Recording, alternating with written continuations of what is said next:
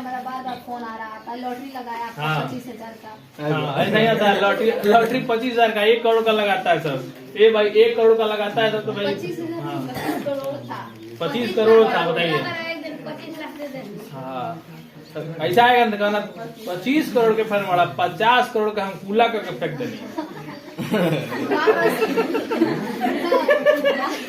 अंबानी का चाचा है तरह नहीं का मालूम। व्हाट्सएप पे मैसेज भी आ रहा था हाँ। उसी का। ठीक है तो अभी माहौल अभी इस तरह का मौसम चल रहा है, रिजल्ट निकलने वाला है और फ्रॉड लोग चालू कर दिए हैं। हमने कभी भी इस तरह का बात आ सकता है आपके ख्याल समझ में है कि नहीं? हाँ। समझ रहे ना? तो थोड़ा सा वैसे लोगों को समझाने का प्रयास कीजिए है ना, ताकि सब गलत चीजों में न पड़े। देखो सिर्फ युग्म का प्रारूप बोलो। A1x हाँ B1y हाँ plus C1 प्लस C1 बराबर 0 बराबर 0 A2x B2y plus C2 बराबर 0 प्लस C2 बराबर। और कौन बताएगा? युग्म में क्या होता है? युग्म का मतलब क्या बताया गया था? जोड़ा।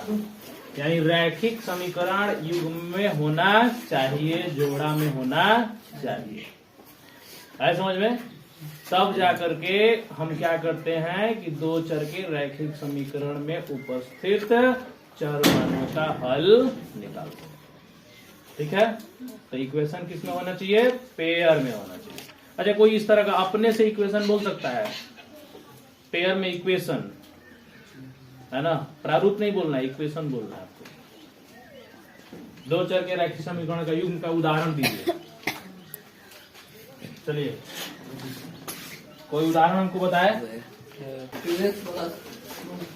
2x प्लस 4y 4y बराबर 6 बराबर 6 x x 2y plus 2y बराबर 3 बराबर। ये दो चरों के रैखिक समीकरणों का युग्म है। क्या ये दो चर के रैखिक समीकरण का ये युग्म हो गया, यानी जोड़ा हो गया। आपको क्या लगता है कि आपको आप जो समीकरण बोले हैं क्या इसका हल संभव है? नहीं हैं? नहीं तो प्रकृति इसका क्या बनना चाहिए? अनंत अनंत बनना चाहिए। क्या बनना चाहिए? अनंत प्रकृति क्या है हल का? अनंत है ना, हल का प्रकृति क्या बनेगा? अनंत बनेगा। क्यों बनेगा?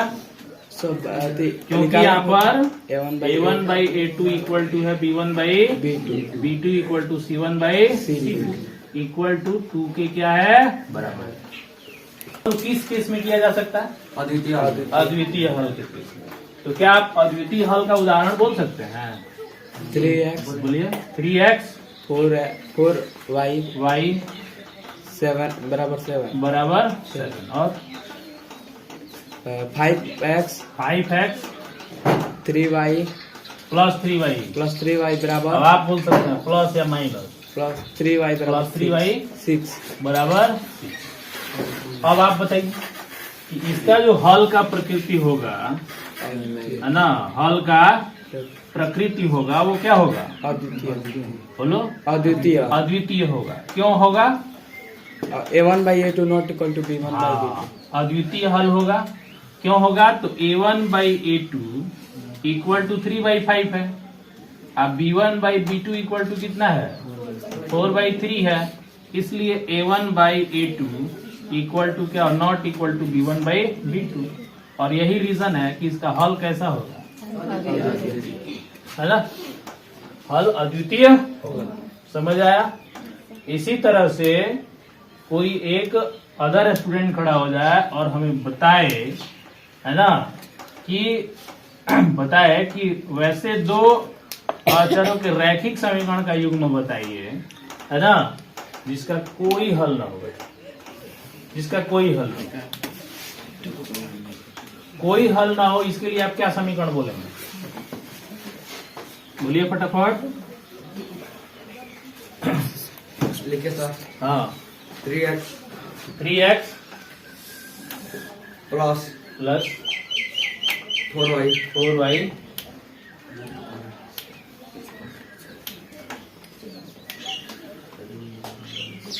3x काट के 2y 3x काट के 2y लगा जाएगा। कहाँ फिर से बोलो। 2x हाँ प्लस 4y प्लस 4y बराबर 7 बराबर 7 7। x हाँ प्लस 2y हाँ बराबर 6 बराबर बराबर 6 बराबर 6 ठीक है। तो इसका जो हल होगा वो कौन सा हल होगा? वही हमने कोई हल नहीं, इसका कोई हल नहीं होगा। ऐसा क्यों? क्योंकि यहाँ पर हम देखेंगे a1/a2 इक्वल टू कितना है जी? 2 है, 2/1 है और b1/b2 कितना है? 4 यानी 4/2 है। और c1/c2 लीजिएगा तो क्या लिखिएगा? -7 बटा -6 माइनस माइनस कटेगा तो कितना आएगा? क्योंकि इधर इसको लेके बोलेंगे, ठीक है। अब यहाँ पर हम क्या देख रहे हैं? a1/a2 देखो पढ़ा रहे थे नहीं, सुन रही हो तुम क्लास में, उसके बाद ये क्वेश्चन नहीं बनता है। a1/a2 इक्वल टू b1/b2 और नॉट इक्वल टू c1/c2। अब देख रहे हैं ना, 3 एग्जांपल आपके पास आ गए। भाई हमको विलोपन विधि से सॉल्व करना है, तो सबसे पहले ये तो बात हमको फिर वो बात तय होना चाहिए ना कि भाई दिए हुए समीकरण का जो युग्म है उसका अद्वितीय हल होगा या नहीं होगा। क्योंकि अद्वितीय हल होगा तभी भी हम कोई विधि लगा सकते हैं, वरना कोई विधि लगाने की कोई जरूरत नहीं है। मान लीजिए कि अद्वितीय हल ये वाला जो एग्जाम्पल है ना, इसको हम जो है हल कर सकते हैं। इसका हल क्या है? संभव है। इसका हल संभव है, इसका भी हल संभव है, लेकिन अनंत हल होगा। लेकिन एक फिक्स अद्वितीय एक फिक्स हल हमको नहीं मिलेगा, इसको बहुत सारे हल मिलेंगे, है ना। लेकिन ज्यादा लिमिटेड में कौन है? ये ना, इसका हल सीमित ना है, और जो सीमित है उसी को पता लगाया जा सकता है, जो सीमित नहीं है उसका पता लगाना मुश्किल है समझ में। इसलिए हल किसका संभव होगा? अद्वितीय। समझ आया? जिस दो चरों के रैखिक समीकरणों के युग्म का हल यदि अद्वितीय हो, उन्हीं हल को निकाला जा सकता है। समझ में?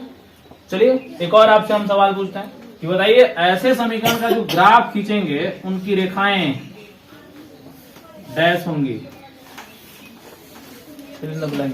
क्या होंगी? दोनों आश्रित होंगे, आश्रित रेखाएं क्या होंगी?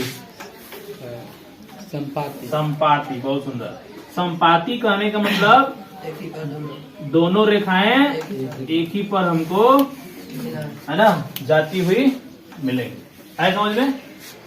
एक ही पर जाती हुई मिलेंगी। इसलिए ये क्या करती हैं? एक रेखा दूसरी रेखा को हर बिंदु पर टच करती है, जिसके लिए हमको अनंत बिंदु क्या होते हैं? मिलते हैं। इसलिए इसका हल क्या होता है? अनंत। इस केस में बताइए प्रतिच्छेदी होंगे। तो रेखाएं एक दूसरे को क्या करती हैं? प्रतिच्छेद करती हैं। क्या करती हैं? पूरा यदि हम इसको ले लें, है ना, ये x और ये x डैश, ये y हो गया और ये y डैश। वैसे ही यहाँ पर भी यदि हम गौर से देखें तो ये हो गया x और ये x डैश, ये y और हो गया ये y डैश हो गया।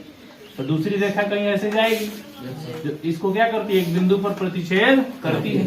तो इसको जो है एक ही हमको हल यहाँ से मिलेगा, x, एक ही हल मिलेगा। इसके लिए क्या कहना चाहोगे? इसकी रेखाएं समांतर, इसकी रेखाएं क्या होंगी? समांतर होंगी, है ना, समांतर। ऐसे इनकी बीच की दूरी कुछ होगी ना, दोनों रेखाओं की एक दूसरे के संपर्क में नहीं होंगी, और c1/c2 से पता चल रहा है। ये दोनों तो बराबर है, a1/a2 और b1/b2, है ना। तो दोनों बराबर होने का मतलब दोनों साथ चलेंगी, लेकिन सट के नहीं चलते। आए समझ में? उनके बीच कुछ डिफरेंस होगा, और इस तरह से ये रेखाएं जो है एक दूसरे के समांतर कही जाती हैं, एक दूसरे को एक बिंदु पर प्रतिच्छेद करती हैं, और ये क्या होती हैं? ये रेखाएं एक दूसरे पर आरोपित होती हैं। यानी इस कंडीशन को हम बोलते हैं कि क्या है? ये संपाति। क्या है ये? संपाति। तो हल किसका संभव है? हाँ, हल किसका संभव है? ऐसे समीकरण का हल संभव है ना, जिसका हल क्या है?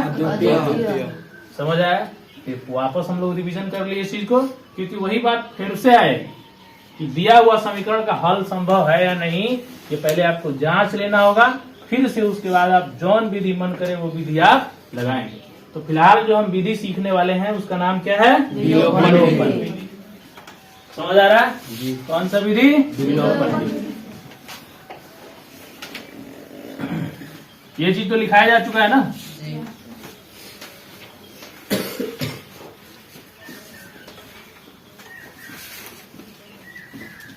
देखिए, विलोपन का मतलब होता है ना लुप्त कर देना। इसको लुप्तीकरण विधि भी कहते हैं। विलोपन मतलब विलुप्त विलवा दो, है ना? चाहे उसको विलुप्त कर दो। विलुप्त कर दो, चाहे उसको हटा दो, ठीक है?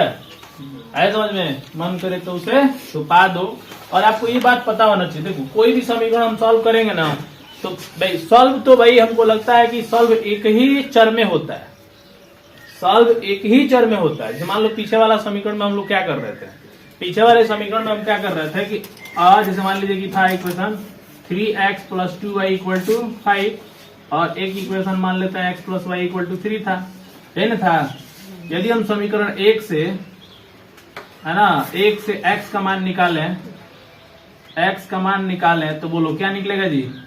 ये समीकरण 1 है 3x और ये समीकरण 2 है। बोलो 3x = 5 - 2y। 5 - 2y। x बराबर क्या हो जाएगा? 5 - 2y/3। तो प्रतिस्थापन विधि क्या कहता था? इसका मान हमको समीकरण 2 में रख देना है। यानी x का मान समीकरण 2 में रखने पर, समीकरण 2 में रखने पर, तो समीकरण 2 क्या है जी? x + y = 3। तो रख दो यहाँ पर फटाक से 5 - 2y/3 अब प्लस y = 3। देखो एट लास्ट जो मिला है उस समीकरण को गौर से देखो। मैं क्या कहना चाहता हूँ, है ना? ये एक चर में ही है। बोलो एक चर में है कि नहीं? है? सिर्फ किस चर में है? एक चर में। कौन चर है इसमें? y। देखो भले कैसा भी समीकरण दिया हो, एट लास्ट हम उसको एक चर में ही सॉल्व करेंगे, क्योंकि सॉल्व जो है एक ही चर में होगा। भले मान एक इधर से पलट के उधर रख दो, बात अलग है, लेकिन अंतिम पॉइंट देखो क्या मिल रहा है, सॉल्यूशन हमको एक चर में ही करना होगा, है ना? जैसे यहाँ पे देखो y भी है और y भी है, तो इसको आगे बढ़ाएंगे तो यहाँ कुछ नहीं है, तो क्या है? y 1 है और एलसीएम लेंगे तो ये 3y हो गया, डिवाइडेड बाई 3 = 3 हो गया। अब यहाँ से 5 माइनस कितना हो गया? 2y, अब प्लस 3y = 3 3 जा 9 हो गया। अब यहाँ से देख लो कितना होगा, यहाँ पे प्लस y हो सकता है ना? तो y का मान कितना हो जाएगा? 9 - 5 = 4। देखो सॉल्व तो एक ही चर में हुआ है कि नहीं?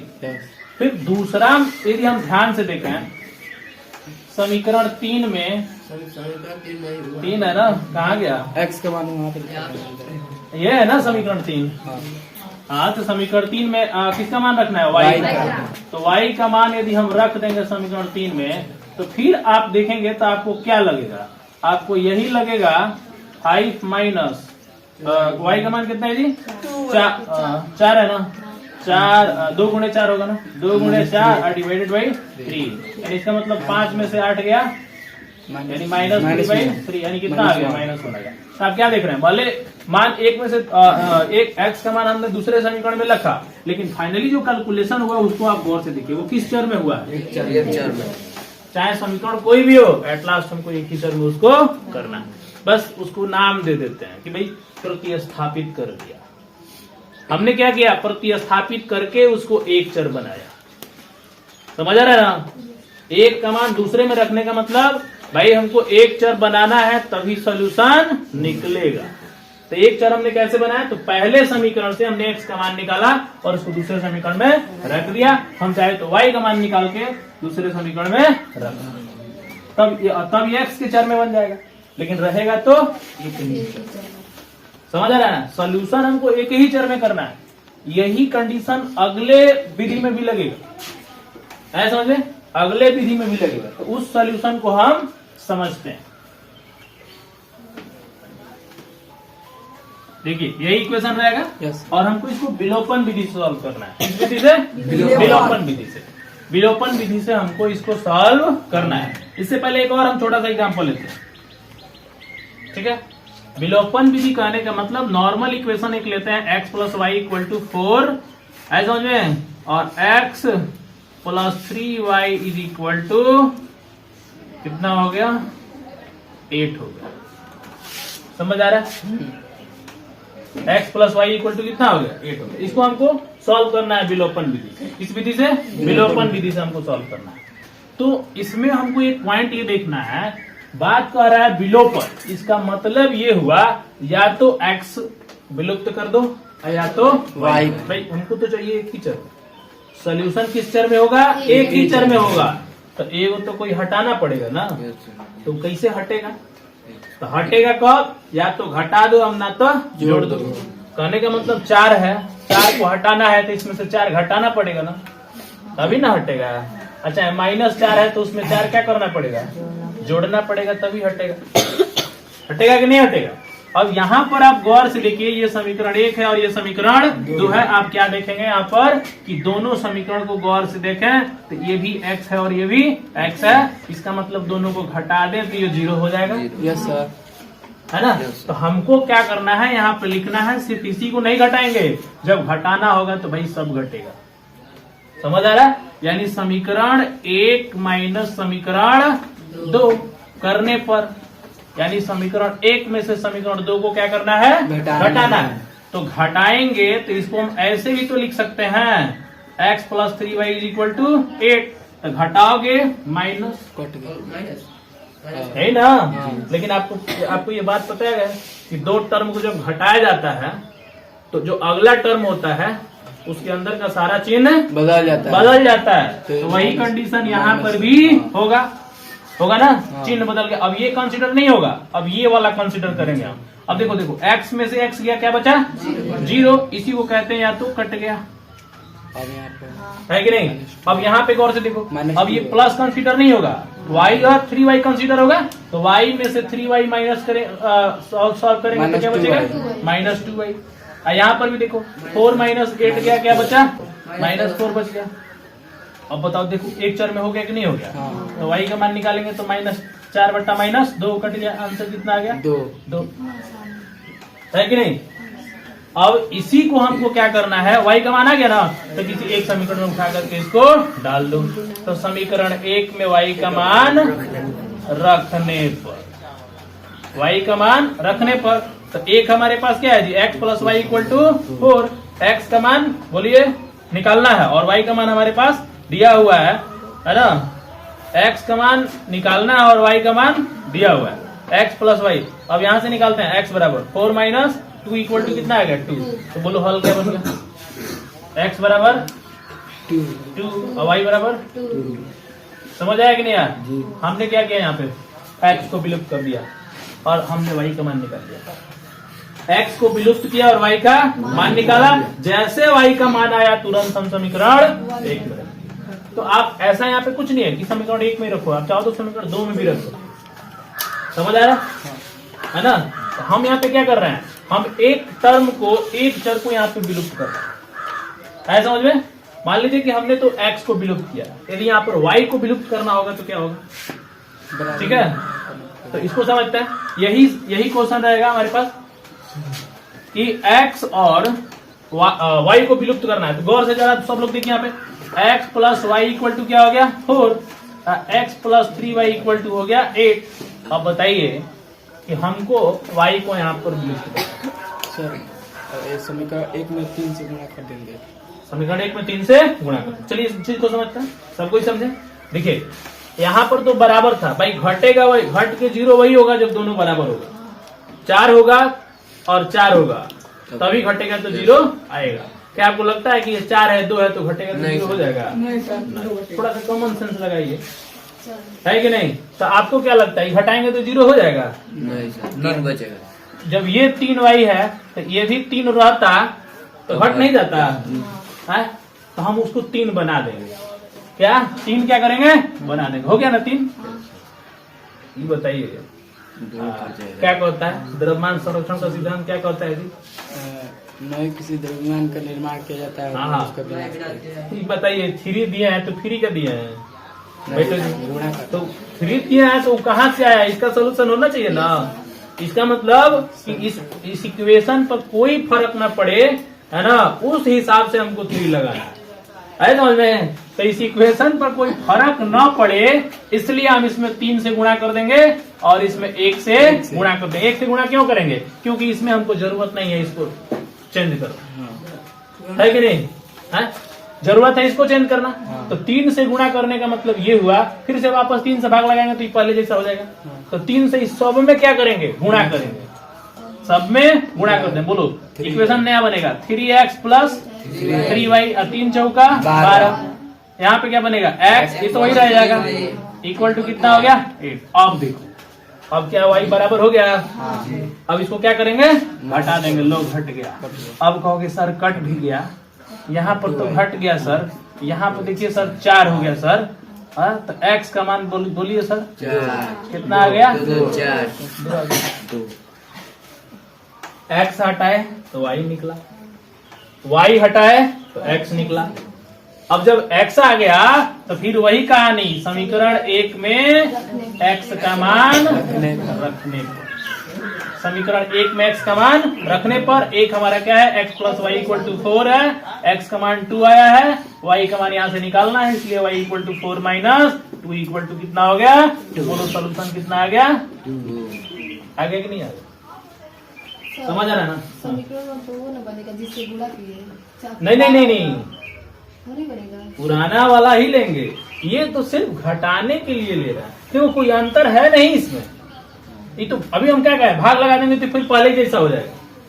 दोनों तरफ 3 से भाग लगा दें कॉमन लेके तो पहले जैसा हो जाएगा। तो अंतर कोनो थोड़े है इसमें, हमने तो उसको सेट किया है। क्या किया है? सेट किया है, समझ में?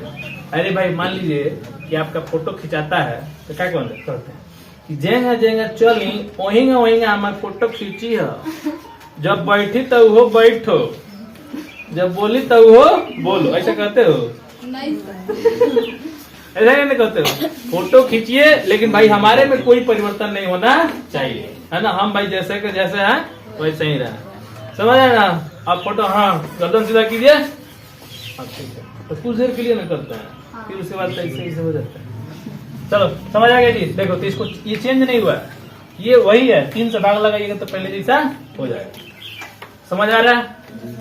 ठीक है, अभी समझ 2-3 एग्जाम्पल लगाएंगे और तो फिर हमको बात समझ में आ जाएगी। ठीक है, तो हम क्या सीख रहे हैं? विलोपन विधि से 2 चरों के रैखिक समीकरणों के युग्म का समझ आ रहा है? अब आइए इस पर चलते हैं। ठीक है ना, अब इस समीकरण को हम सॉल्व करेंगे।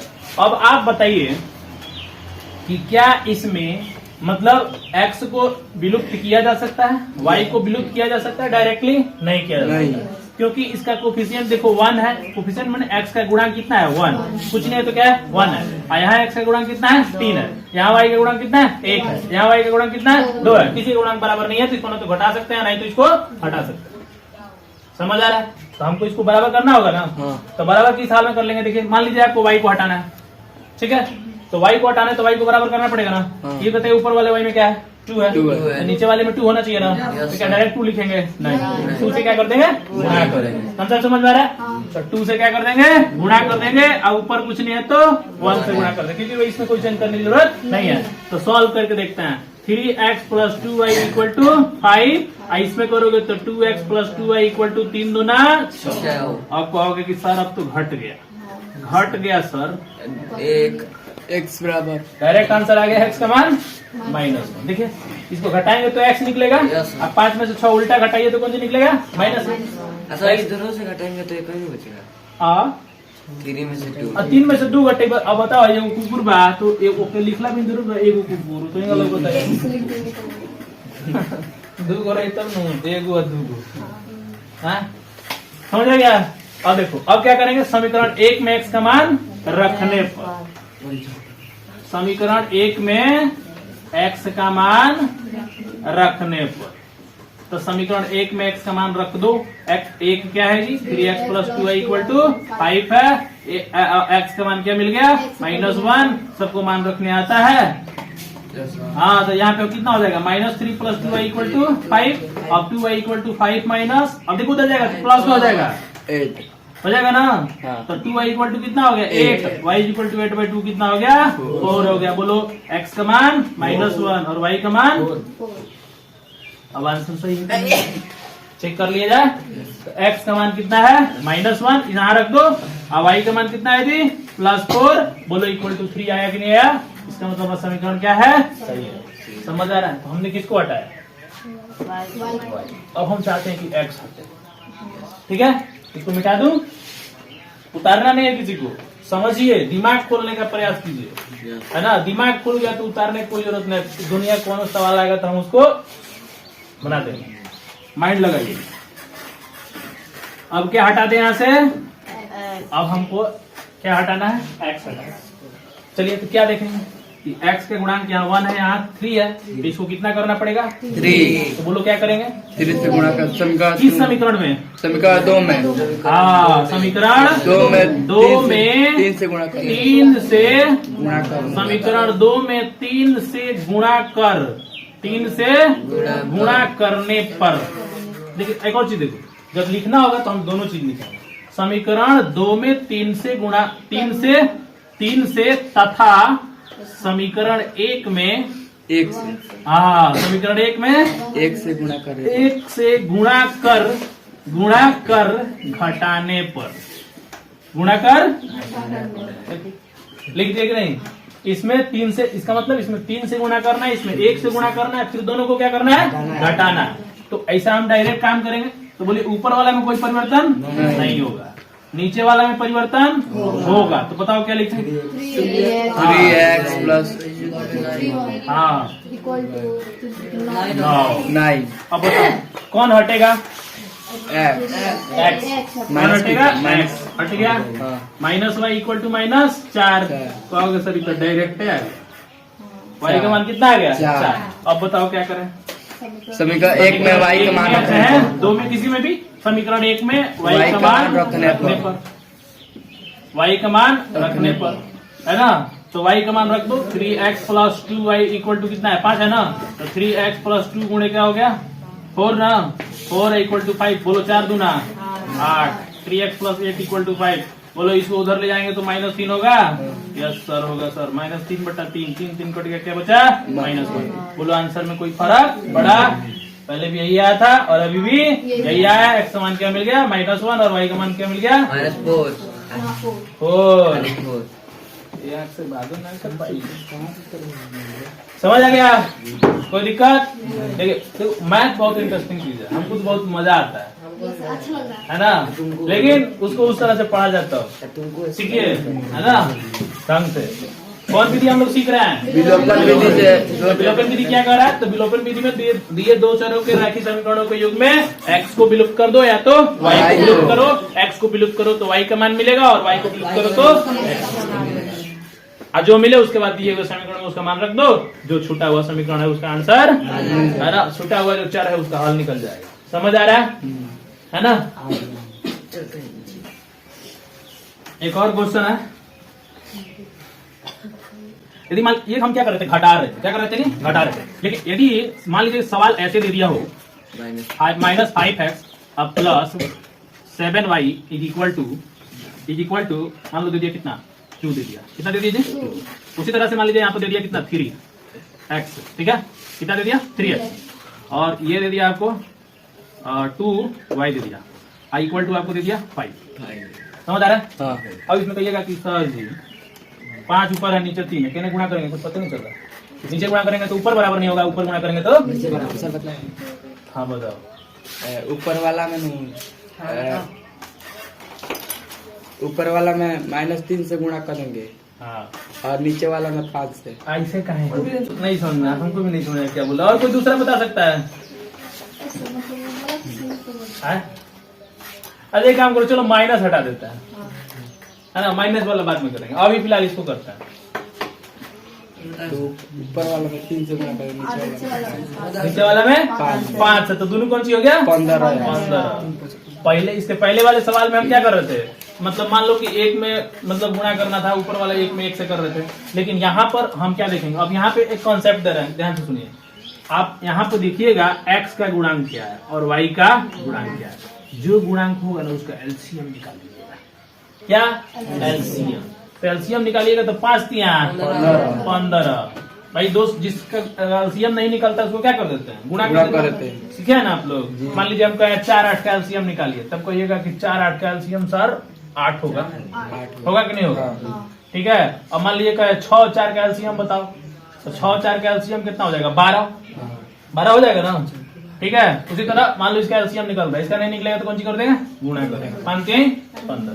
समझ आएगा? इसका मतलब ये हुआ कि इसको भी 15 बनाना है और इसको भी 15 बनाना है। तो 15 बनाने के लिए बोलो, ये समीकरण 1 है और ये समीकरण 2 है। समीकरण 1 में है ना, 1 में 3 से गुणा करना पड़ता था। समीकरण 1 में 3 से गुणा करने पर तथा 3 से गुणा करने पर गुणा करने पर पर तथा तथा 2 में 5 देखो ये माइनस रहेगा, चलिए ये माइनस रहने देते हैं, कोई फर्क नहीं पड़ेगा। ठीक है, सॉल्व हम कर लेंगे। देखो समीकरण 1 में 3 से गुणा करने पर तथा हाँ तथा समीकरण 2 में 5 से गुणा कर घटाने पर गुणा कर घटाने पर हाँ? घटाने पर हाँ? घटाने पर हटाइएगा तो मामला गड़बड़ा जाएगा। जोड़ने गुणा कर जोड़ने पर पर। क्यों, देखिए ये -15 होगा, ये 15 है तो -15 अब 15। भाई इसको 0 बनाना है तो बीच में प्लस है लगाना पड़ेगा, तो कौन सी कीजिएगा, जोड़ने पर समझ आया ना। तो एगो माइनस एगो प्लस है तो जोड़ दीजिएगा। और जहाँ दोनों बराबर है ना, प्लस सिर्फ प्लस में है अच्छा है माइनस में है, ठीक है, तो वहां हम क्या करेंगे, तो गुणा कर जोड़ने पर, गुणा कर जोड़ने पर। तो देखिए दो गौर से तो सॉल्व करेंगे कि समीकरण 1 में 3 से गुणा करेंगे और समीकरण 2 में 5 से। यहाँ पे क्या लिखेंगे, समीकरण 1 में 3 से गुणा करने पर तथा समीकरण 2 में 5 से गुणा कर जोड़ने पर। तो 3 5 15 और 3 7 21 और 3 2 6। ये कितना हो गया, 5 3 15 5 2 10 और 50 25। अब जोड़ेंगे ना, अब यहाँ घटाएंगे ना तो दोनों माइनस में हो जाएगा, 0 नहीं हो जाएगा, तब 30 हो जाएगा, -30 हो जाएगा, नहीं हो जाएगा। तो अब इसको क्या करेंगे, जोड़ देंगे। लो जोड़ देंगे तो ऑलरेडी जोड़ है, जोड़ में कोनो चिन्ह थोड़े बदलता है, नहीं ना। तो जा हो बाबा, कट गया। यहाँ बताओ, जोड़ देंगे ना, जोड़ने पे बोलो 31y, यहाँ पे बोलो 31, y का मान बोलो 31 बटा कितना आ गया 1। अब रख देंगे ना, समीकरण 1 में y का मान रखने पर। तो 1 में क्या है, -5x + 7y है ना, इक्वल टू कितना है, 2 है। तो -5 गुणे क्या रखेंगे, y का मान है ना, तो प्लस 7 गुणे 1 इक्वल टू कितना हो गया, 2। तो -5x और ये 2 - 7 हो जाएगा, तो -5 इक्वल टू -5 हो जाएगा। तो बोलो माइनस माइनस कट गया, तो x कितना आ गया, 5/5 में कट के कितना आ गया 1। इसलिए x बराबर भी 1 आ गया और y बराबर भी 1 आ गया। समझ रहे हो कि नहीं समझ रहे हो, इसमें कोई क्वालिटी देख रहे हो ना, ऐसे ना ऐसे होगा तब क्या होगा, ऐसे होगा तब क्या होगा, ऐसे होगा तब क्या होगा, देख रहे हो ना। तो इसमें हम क्या देखे, इसमें हम देखे कि समीकरण को हमने जोड़ दिया, इसके पहले वाला जो भी समीकरण देखे उसमें घटाना था। अब हम क्या कर रहे हैं, जोड़ना। तो दोनों केस होता है, विलुप्त करने के लिए या तो जोड़ सकते हो या तो घटा सकते हो, जैसे भाई 0 बनेगी। समझ आ रहा है। अब चलो एक और कंडीशन देखते हैं। इसमें ये लग रहा है ना कि हम समीकरण को जोड़ेंगे भी और घटाएंगे भी, है ना, तो हमारा आंसर आ जाएगा। जैसे कि देखिए, मान लीजिए क्या लिखे थे समीकरण, याद है, -5x plus 7y equal to 2 और दूसरा लिखे थे 3x plus 2y equal to 5, ये लिखे थे ना। अच्छा देखो, इसके पीछे वाला में हमने क्या विलुप्त किया था, x विलुप्त। अब मान लीजिए कि हमको क्या करना है कि y विलुप्त करना है, तो y को बराबर करेंगे, y के गुणांक को बराबर करेंगे। तो इसको विलुप्त करना है तो अब इसका एलसीएम निकालेंगे, बोलो 7 दूना 14। तो इसका मतलब इसको 14 बनाना है और इसको भी 14 बनाना है। तो समीकरण 1 में कितने से गुणा करोगे, 2 से तथा समीकरण 2 में 7 से गुणा कर। अब बताओ जोड़ने पर कि घटाने पर, जोड़ोगे तो दोनों में प्लस है तो 14, मतलब ये भी 14 बनेगा, ये भी 14 बनेगा, 28 हो जाएगा। घटाने पर देखो कब कब जुटेगा, एगो माइनस है एगो प्लस, और दोनों प्लस हो ना तब तो भाई घटाएंगे तभी काम बनेगा। तो गुणा कर घटाने पर, तो गुणा करके क्या करो, घटा दो। तो चलो गुणा कर देते हैं, इसमें कर देते हैं 2 से, इसमें कर देते हैं 7 से। तो समीकरण क्या बनेगा बोलिए, 2 5 10 है, 2 7 14 भाई, 2 दूना 4। अब यहाँ बोलो 7 त्रिका 21 है, 7 दूना 14, 7 5 35। क्या करना है, घटाना है। तो ये माइनस और ये माइनस। अब देखो ये तो कट गया ना, अभी देखो ये दोनों माइनस हुआ तो जुट गया, तो माइनस क्या हो गया 31x, ये घटाओगे ना तो माइनस 31 ही आएगा। तो x बराबर माइनस 31 बटा माइनस 31। बोलो x का मान कितना आ गया, 1 आ गया। x का मान 1 आ गया। समीकरण 1 में x का मान रखने पर, x का मान रखने पर, तो -5x + 7y = 2 हो गया। अब -5x का मान आया ना 1 + 7y = 2।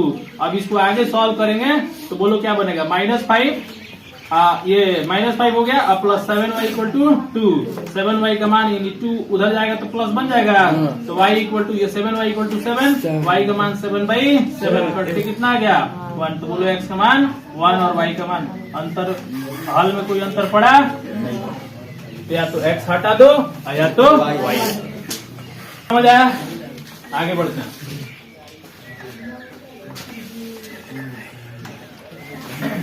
मान लीजिए 2 समीकरण हमारे पास है, गौर से देखिए इधर x + y = 3 है और x - y = 1 आपको दे रखा है, ठीक है ना। अब इसका सॉल्यूशन हमको निकालना है, आए समझ में। इसका क्या कर रहा है, सॉल्यूशन निकालना है। कौन विधि से सॉल्यूशन निकालना है, विलोपन। तब देखिए ध्यान से, हम विलोपन विधि से सॉल्यूशन निकालना है। तब देखिए x का गुणांक कितना है 1 है, यहाँ x का गुणांक कितना है 1 है, यहाँ y का गुणांक कितना है 1 है, यहाँ y का गुणांक कितना है -1। समझ आ रहा है ना। तो मान लीजिए विलोपन विधि से सॉल्व कीजिएगा, तो यदि समीकरण ये 1 हो गया और ये 2, तो मान देखो x + y = 3 समीकरण 1 और x - y = 1 समीकरण 2। अब यहाँ से यदि हम समीकरण 1 और समीकरण 2 को जोड़ें तो क्या मिलेगा, समीकरण 1 और समीकरण 2 को जोड़ दें तो हमको क्या मिलेगा। तो जैसे जोड़ेंगे तो हमको पता चलेगा यहाँ पर कि y रिमूव हो गया। बोलो है कि नहीं ऐसा, जोड़ेंगे तो y क्या हो गया रिमूव, और x क्या हो जाएगा 2x, और 3 1 कितना हो गया 4। हम क्या कर रहे हैं यहाँ पे जोड़ रहे हैं, x का मान कितना होगा 4/2, x का मान कितना आ गया 2 आ गया। अब देखो, अब यही चीज समीकरण 1 में से समीकरण 2 को क्या करेंगे, घटा देंगे। तो घटाएंगे तो आपको पता चलेगा, है ना, क्या पता चलेगा, पता ये चलेगा कि ये माइनस हो गया और ये प्लस हो गया और ये माइनस हो गया। अब बोलो कौन रिमूव होगा, x रिमूव।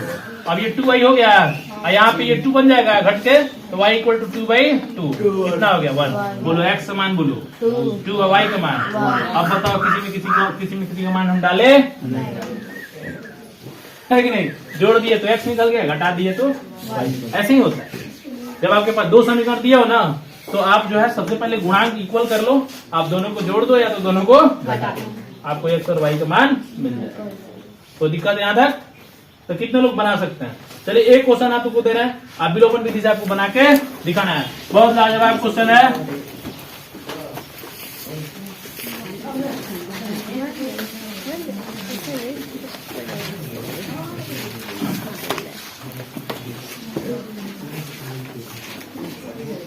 विलोपन विधि से हल करें। हाँ अरे बाबू हो